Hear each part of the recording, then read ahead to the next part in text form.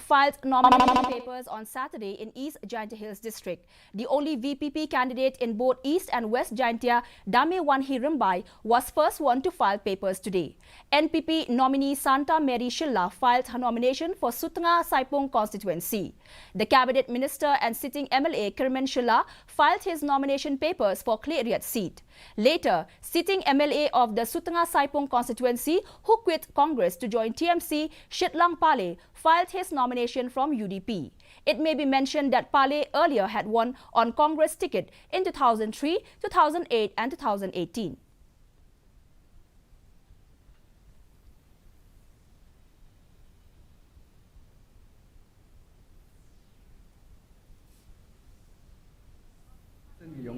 Wa nibata yung ikon yung six period bat yung East Jaintia Hills siguro kawi ko project wo mil surok upalaj na lumchami tichkan telang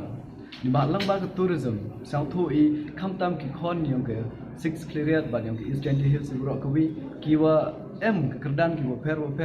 andre unjiu yo ki kam ki jam sarkar ngai scheme video go promote yung tourism claim pe wa ki khon ki yung le ki puyu ki yung ki udak ubyang yo ki ga mo udak ki sem langba go promote in tourism leti daw kani daw man go bin project ko khman padang bun cho ite ki development ki bidang kwa yule